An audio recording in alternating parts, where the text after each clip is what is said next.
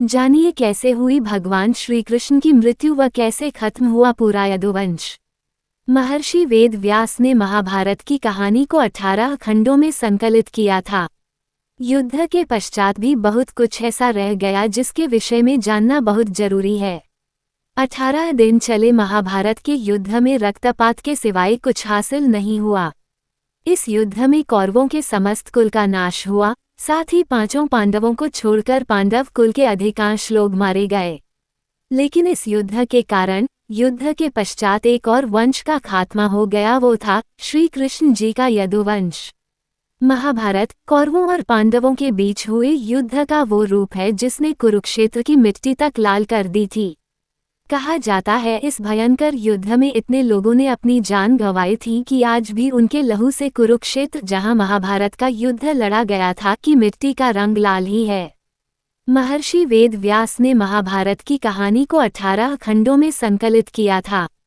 कुरुक्षेत्र का युद्ध इस ग्रंथ का सबसे बड़ा भाग है, लेकिन युद्ध के पश्चात भी बहुत कुछ ऐसा रह गया जिसके विषय में जानना बहुत जरूरी है, जिनमें भगवान श्री कृष्ण की मृत्यु और द्वारका के नदी में समा जाने की घटना अत्यंत महत्वपूर्ण है। मौसल पर्व 18 पर्वों में से एक है जो 8 अध्यायों का संकलन है। इस पर्व में भगवान कृष्ण के मानव रूप को छोड़ना और उनकी मृत्यु के पश्चात उनकी नगरी द्वारका के साथ घटी घटना का वर्णन है। आइए जानते हैं क्या छिपा है मौसल पर्व की कहानी के भीतर। ये घटना कुरुक्षेत्र के युद्ध के 35 साल बाद की है। कृष्ण की द्वारका नगरी बहुत शांत और खुशहाल थी, जहां युवाओं के भीतर चंचलता बड़ी ही सामान्य थी और वे सभी भोग विलास में लिप्त रहते थे। एक बार कृष्ण के पुत्र सांब को एक शरारत सूझी। स्त्री का वेश लेकर वह अपने दोस्तों के साथ ऋषि विश्वामित्र, दुर्वासा, वशिष्ठ और नारद से मिलने गया। वे सभी भगवान श्री कृष्ण के साथ एक औपचारिक बैठक में शामिल होने के लिए द्वारका आए थे। स्त्री के वेश में सांब ने ऋषियों से कहा कि वो गर्भवती है। वे उसे ये बताएं कि उसके गर्भ में बच्चे का लिंग क्या है। उनमें से एक ऋषि ने इस खेल को समझ लिया और क्रोधित होकर सांब को श्राप दिया कि वो लोहे के तीर को जन्म देगा, जिससे उनके कुल और साम्राज्य का विनाश होगा। सांब ने ये सारी घटना उग्रसेन को बताई। उग्रसेन ने सांब से कहा कि वे तांबे के तीर का चूर्ण बनाकर प्रभास नदी में प्रवाहित कर दे, इस तरह उन्हें उस श्राप से छुटकारा मिल जाएगा। सांबा ने सब कुछ उग्रसेन के कहे अनुसार ही किया। साथ ही उग्रसेन ने ये भी आदेश दिया कि यादव राज्य में किसी भी प्रकार की नशीली सामग्रियों का ना तो उत्पादन किया जाएगा और ना ही वितरण। इस घटना के बाद द्वारका के लोगों ने विभिन्न अशुभ संकेतों का अनुभव किया। सुदर्शन चक्र, कृष्ण के शंख, उनके रथ और बलराम के हल का अदृश्य हो जाना, अपराधों और पापों में बढ़ोतरी होना, लाज शर्म जैसी चीजों का समाप्त हो जाना। चारों ओर अपराध, अमानवीयता और पाप का साया था।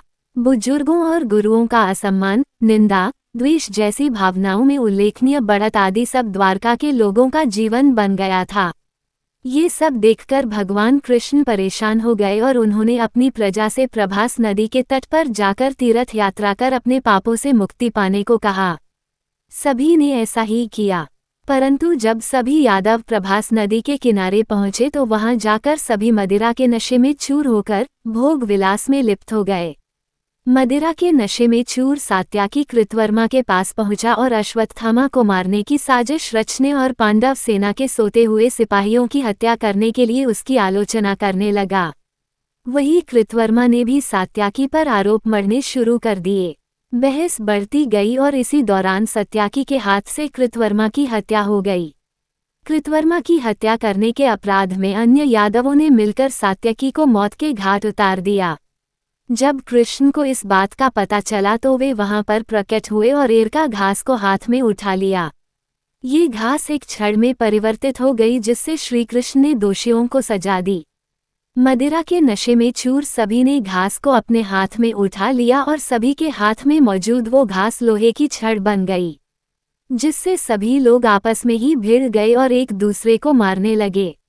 वब्रू, दारुक और भगवान कृष्ण के अलावा अन्य सभी लोग मारे गए। यदुवंश के नाश के बाद कृष्ण के ज्येष्ठ भाई बलराम समुद्र तट पर बैठ गए और एकाग्रचित होकर परमात्मा में लीन हो गए। इस प्रकार शेषनाग के अवतार बलराम जी ने देह त्यागी और स्वधाम लौट गए।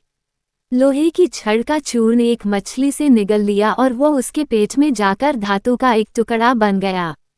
जीरू नामक शिकारी ने उस मछली को पकड़ा और उसके शरीर से निकले धातु के टुकड़े को नुकीला कर तीर का निर्माण किया। कृष्ण वन में बैठे ध्यान में लीन थे। जीरू को लगा वह कोई हिरण है, उसने कृष्ण पर तीर चला दिया जिससे श्रीकृष्ण की मृत्यु हुई। कुछ समय बाद अर्जुन मदद लेकर द्वारका पहुंचे और कृष्ण की मृत्यु की खबर पाकर अत्यंत दुखी हो गए। कृष्ण के जाने के बाद द्वारका में उनकी 16,000 रानियां, कुछ महिलाएं, वृद्ध और बालक की शेष रह गए। वे सभी इंद्रप्रस्थ के लिए रवाना होने लगे। इसके बाद उस क्षेत्र में सभी देवता और स्वर्ग की अप्सराएं, यक्ष, किन्नर, गंधर्व आदि आए और उन्होंने श्री कृष्ण की आराधना की। आराधना के बाद श्री कृष्ण ने अपने नेत्र बंद कर लिए और वे सशरीर ही अपने धाम को लौट गए।